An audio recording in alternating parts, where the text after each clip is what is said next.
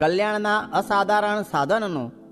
સ્વામિનારાયણ હરે સંવત 1885ના વૈશાખ સુધી પડવાને દિવસ સ્વામી શ્રી સહજાનંદજી મહારાજ શ્રી ગઢડા મધ્યે દાદા ખાચરના દરબારમાંથી ઘોડીએ ચડીને શ્રી લક્ષ્મીવાડીએ પધાર્યા હતા ને તે વાડીને મધ્ય જે ઓટો તે ઉપર વિરાજમાન થયા હતા ને સર્વે શ્વેત વસ્ત્ર ધારણ કર્યા હતા ને પોતાના મુખારવિંદની આગળ પરમહંસ તથા દેશ દેશના હરિભક્તની સભા ભરાઈને બેઠી હતી. પછી શ્રીજી મહારાજે સર્વ પરમહંસ તથા હરિભક્ત પ્રત્યે પ્રશ્ન કર્યો છે, આ જીવને કલ્યાણનું અસાધારણ સાધન શું છે જે જેને વિશે એ પ્રવર્તે તો એનું નિશ્ચય કલ્યાણ થાય ને તેમાં બીજા કોઈ વિઘ્ન પ્રતિબંધ કરે નહીં તે કહો. તથા એવા કલ્યાણના સાધનમાં મોટું વિઘ્ન શું છે જે જેણે કરીને તેમાંથી નિશ્ચય પડી જાય તે પણ કહો. પછી સર્વેએ પોતાની બુદ્ધિ પ્રમાણે ઉત્તર કર્યો, પણ એ પ્રશ્નનું સમાધાન ન થયું.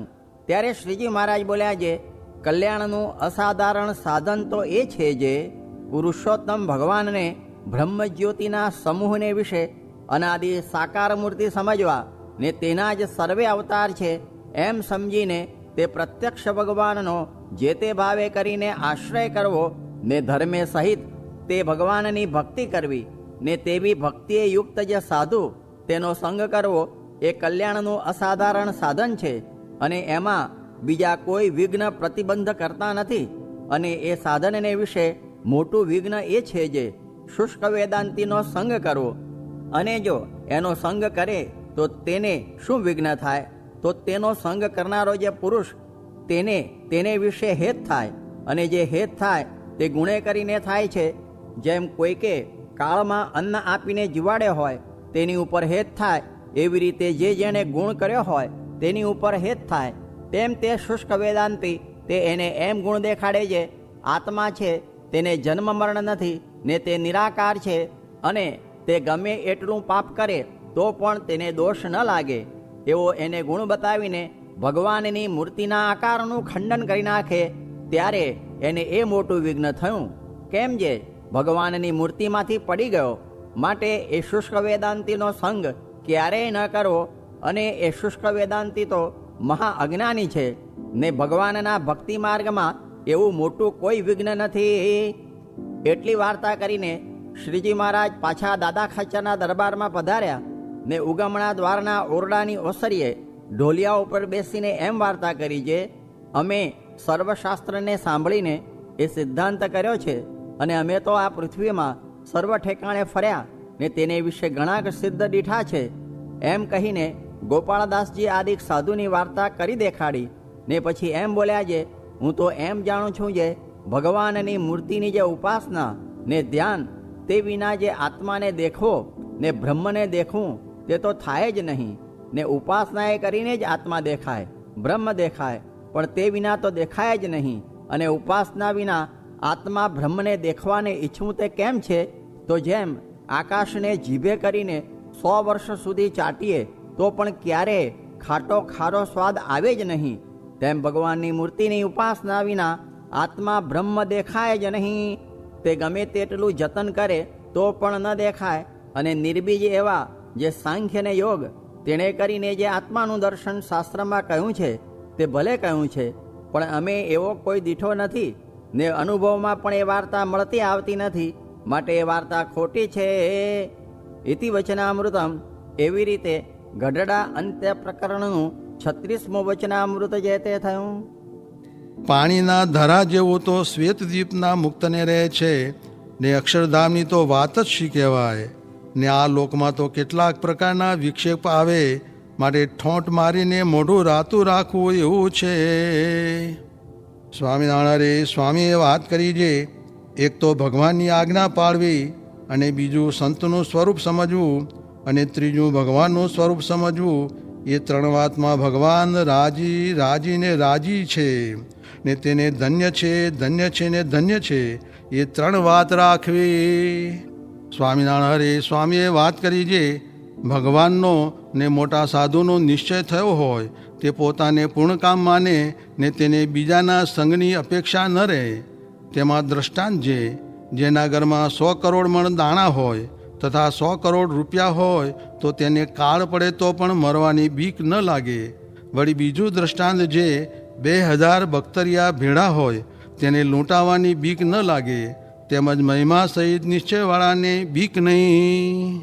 સ્વામિનારાયણ સ્વામીએ વાત કરી જે ભગવાન તો કેવા છે, તો જે જીવ પોતાના સન્મુખ ચાલે તે સારું તો બ્રહ્માંડ ફેરવી નાખે. તે જુઓ ને, પ્રહલાદનો દેહ જ જીવ જેવો કરી મૂક્યો. સ્વામિનારાયણ સ્વામીએ વાત કરી જે મહારાજે મુક્તાનંદ સ્વામીને પૂછ્યું જે અમે જે ધામમાં જઈએ છીએ ત્યાં તે ધામમાં તમારા વખાણ થાય છે, તે તમમાં એવી શી મોટપ છે જે સર્વે તમારા વખાણ કરે છે? એમ કહીને બોલ્યા જે આ તુંબડી ફૂટી જાય તો સાજી કરતાં આવડે?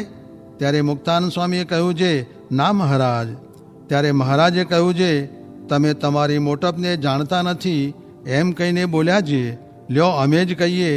એમ કહીને કહ્યું જે આ 50 કરોડ જોજન પૃથ્વી છે, ને તેથી 10 ગણું જળ છે, ને તેથી 10 ગણું તેજ છે, ને તેથી 10 ગણો વાયુ છે, ને તેથી 10 ગણો આકાશ છે, ને તેથી 10 ગણો અહંકાર છે, ને તેથી 10 ગણું મહત્તત્વ છે, ને તેથી 10 ગણા પ્રધાન પુરુષ છે, ને તેથી અનંત ગણા પ્રકૃતિ પુરુષ છે, ને તે પ્રકૃતિ પુરુષ થકી પર અક્ષરધામ છે. ને તે ધામમાંથી 1,00,000 મણ લોઢાનો ગોળો પડતો મૂકીએ તે વાને લેરખે ઘસાતો પૃથ્વી ઉપર આવે ત્યારે રજ બેડો રસ થઈ જાય એટલું છેટું છે. પણ જો અહીં અલ્પ જેવો જીવ હોય ને તેને તમે એમ ધારો જે આ જીવ 8 આવરણ પાર અક્ષરધામમાં જાય તો તત્કાળ જાય. જેમ જંત્રડામાં ઘાલીને પાણો ફગાવી નાખે એવું તમારા કાંડાને વિશે બળ છે, પણ તેને તમે જાણતા નથી. એમ કહીને કહ્યું જે એવી મોટપ તમમાં આવી છે તેનું કારણ કહું તે તમે સાંભળો જે સર્વ થકી પર જે અક્ષરધામ તેને વિશે બિરાજમાન એવા જે ભગવાન તેનો તમારે સાક્ષાત્કાર સંબંધ થયો છે એવી રીતે ઘણી વાર્તા કરી. સ્વામિનારાયણ હરે સ્વામીએ વાત કરી જે જૂનાગઢમાં કડવા વાણિયાને વાત કરી જે દેહ હોય તે દોષ તો હોય, પણ ભગવાન માય પેઠા છે તે દેહ પડશે પણ ભગવાન માયથી નીકળે તેવા નથી. સ્વામિનારાયણ હરે સ્વામીએ વાત કરી જે દિવ્ય ભાવ મનુષ્ય ભાવ એક સમજે તો અવગુણ ન આવે.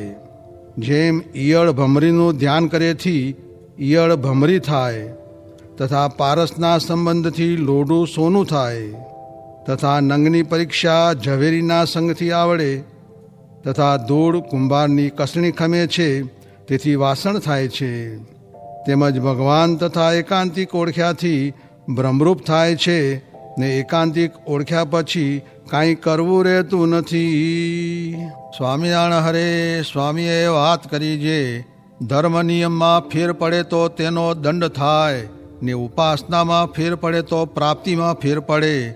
જેમ કોઈને ધર્મમાં ફેર પડે છે તો પ્રાયશ્ચિત કરાવે છે, ને વટલી જાય છે તો નાદ બહાર કાઢે છે, તેમ ઉપાસનાનું છે.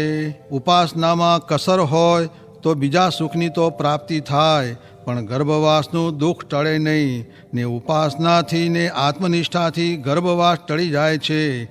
માટે ઉપાસના, આત્મનિષ્ઠા, વૈરાગ્ય, ધર્મ ને સંગ સર્વે અંગે ભક્તિ કરવી. પછી હરિશંકરભાઈએ પૂછ્યું જે આ સર્વમાંથી અધિક કયું સાધન છે? ત્યારે સ્વામીએ કહ્યું જે સંગ સર્વથી અધિક છે, ને સંગ તો બધાય નો કહેવાય, પણ જેમ લોઢું ભેગવાળું સોનું ને શોધેલું શુદ્ધ સોનું એ સર્વે ધાતુ કહેવાય, પણ ફેર ઘણો છે, તેમ સંગમાં ફેર ઘણો છે. સ્વામિનારાયણ હરે સ્વામીએ વાત કરી જે પોતાની વાત કરી જે અમે સંવત 1859ની સાલમાં ભાદરવા માસમાં પ્રથમ મહારાજના દર્શન કર્યા, ને મહારાજે અમારા સામું જોયું ને અમે મહારાજના સામું જોયું. એટલામાં નિશ્ચય થઈ ગયો, પણ કોઈ રીતે મહારાજે સન્માન આપ્યું નથી. સ્વામિનારાયણ હરે સ્વામીએ વાત કરી જે આ દેહ ધર્યો છે તેણે કરીને તો ભગવાન ભજી લેવા, ને આ ભરતખંડમાં મનુષ્ય દેહ કાંઈ થોડા પુણ્ય આવતો નથી. તે દેવતા પણ કહે છે જે અહો અમીશામ એ શ્લોક બોલીને કહે છે, એમ દેવતા પણ ઈચ્છે છે તે મળ્યો, ને વળી ભગવાન ને ભગવાનના સંત મળ્યા, એ કાંઈ થોડી પ્રાપ્તિ નહીં. જુઓ ને, 10 કે 20 લાખ રૂપિયા હશે તે કાંઈ ભેળા નહીં આવે ને રૂપિયાવાળાને પણ એક શેર ઉપરાંત ખવાતું નથી ને જેને રૂપિયા ન હોય તેને પણ તેટલું જ ખવાય. માટે જોઈએ તેટલું ને કામ આવે તેટલું પેદા કરવું એ ઠીક છે.